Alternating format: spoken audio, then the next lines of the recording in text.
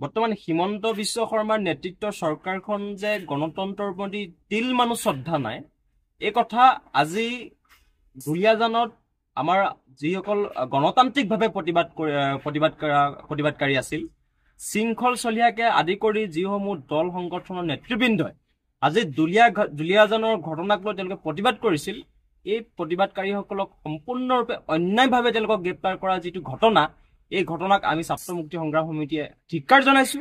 আৰু এটা কথা অতি স্পষ্টভাৱে এই দুলীয়াজানৰ ঘটনাই প্ৰমাণ কৰি তুলিছে যে হিমন্ত বিশ্ব শৰ্মাৰ নেতৃত্বৰ চৰকাৰখন যে থলুৱা মানুহৰ পক্ষত থকা এখন চৰকাৰ নহয়, খিলঞ্জীয়াৰ পক্ষত থকা যে হিমন্ত বিশ্ব শৰ্মাৰ চৰকাৰখন যে থলুৱা মানুহৰ পক্ষত থকা এখন চৰকাৰ নহয়, দুলীয়াজানৰ ঘটনাই এই কথা প্ৰমাণ কৰিছে। কাৰণ আজি দুলীয়াজানত আমাৰ থলুৱা মানুহে বহিৰাগত বনিয়াৰ হাতত মাৰ খাবলগীয়া হৈছে। বহিৰাগত বনিয়াই আজি থলুৱা মানুহক তেওঁলোকৰ হিন্দী ভাষাত গালি দিবলৈ তেওঁলোকে সাহস কৰিছে। গতিকে এইখিনি সাহস কাৰ কাৰণে পাইছে? কেৱল এই হিমন্ত বিশ্ব শৰ্মাৰ নেতৃত্বৰ চৰকাৰখনৰ কাৰণে।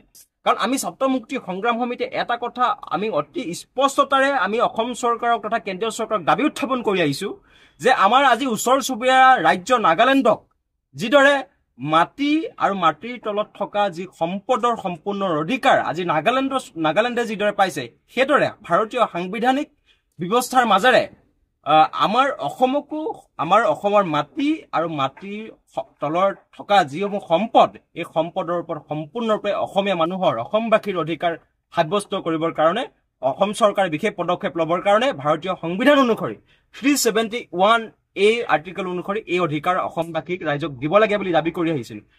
এই দাবীখিনি আজিৰ দিনটোত কাৰ্যকৰী কৰাৰ বিপৰীতে বহিৰাগতক কেৱল ৰঙাদৰিচা পাৰি দিবৰ বাবে চৰকাৰখনে উৎসাহিত কৰি আহিছে। আজি বহিৰাগত বনিয়াক অসমত ব্যৱসায় কৰিবলৈ তেওঁলোকে উৎসাহিত কৰি আহিছে। আজি খিলঞ্জীয়া মানুহৰ হাতত ব্যৱসায় কৰিবৰ কাৰণে কোনো থল নাইকিয়া কৰি পেলাইছে এইখন চৰকাৰে। আজি খিলঞ্জীয়া মানুহৰ হাতত ৰাজনৈতিক অধিকাৰ নাইকিয়া কৰিব বিচাৰিছে এইখন বিজেপি চৰকাৰে। কাৰণ বিজেপি চৰকাৰৰ দিনত কোনোবা হাৰিয়ানাত জন্ম অশোক সিংঘাল এইখন অসমত মন্ত্ৰী হৈ আছে। আজি বহিৰাগত বনিয়া নয়দাৰ পৰা আহি দুলীয়াজানত ব্যৱসায় কৰি অসমীয়া মানুহক মাৰপিট কৰিবলৈ সাহস কৰিছে। গতিকে এই ধৰণৰ বহিৰাগতৰ বনিয়াৰ যিটো আগ্ৰাসন, এই আগ্ৰাসনৰ বিৰুদ্ধে যদি আমি সমগ্ৰ অসমবাসী ৰাইজ, অসমৰ ভূমিপুত্ৰ মানুহখিনি, অসমৰ খিলঞ্জীয়া মানুহ ৰাইজ যদি একত্ৰিত নহওঁ, তেন্তে আমাৰ খিলঞ্জীয়াৰ প্ৰতি ভাবুকি সৃষ্টি ইতিমধ্যে হৈছে। কাৰণ বিজেপি চৰকাৰ দিনত আমি খিলঞ্জীয়া মাৰ কিল খাইতে জীয়াই থাকিবলগীয়া পৰিৱেশ সৃষ্টি হৈছে।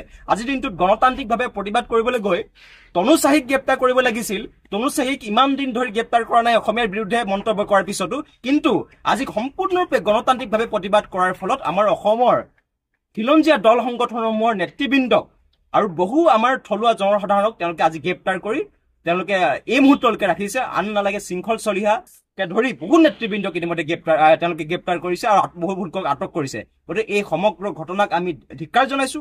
আৰু অতি শীঘ্ৰেই আজি দুলীয়াজান, ডিব্ৰুগড়কে ধৰি ডিমৌকে ধৰি যিসমূহ অঞ্চলত দল সংগঠনৰ নেতৃবৃন্দক দুলীয়াজানৰ ঘটনাক লৈ গ্ৰেপ্তাৰ কৰিছে, তেওঁলোকক শীঘ্ৰেই মুক্তিৰ আমি দাবী তুলাইছো। আৰু যদি শীঘ্ৰেই তেওঁলোকক মুক্তি কৰি নিদিয়ে, তেন্তে এক ব্যাপক গণ আন্দোলনৰ সন্মুখীন হ'বলৈ হিমন্ত বিশ্ব শৰ্মা চৰকাৰ সাজু হৈ থাকক। কাৰণ তেওঁলোকে ইতিমধ্যেই দুলীয়াজানৰ ঘটনাৰ পৰা প্ৰমাণ কৰি তুলিছে যে বিজেপি চৰকাৰখন, হিমন্ত বিশ্ব শৰ্মাৰ চৰকাৰখন থলুৱাৰ পক্ষত নহয়, তেওঁলোকে বহিৰাগত বনিয়াৰ পক্ষতে থকা এইখন চৰকাৰ। তেওঁলোকে দুলীয়াজানৰ ঘটনাই এই কথা প্ৰমাণ কৰিছে। সেইকাৰণে আজিৰ দিনটোত আমি পুনৰবাৰ প্ৰতিবাদকাৰীসকলক মুক্তিৰ দাবী তুলিছো। শংকৰজ্যোতি বৰুৱা আমি মুক্তিৰ দাবী তুলিছো ছাত্ৰ মুক্তি সংগ্ৰাম সমিতিয়ে।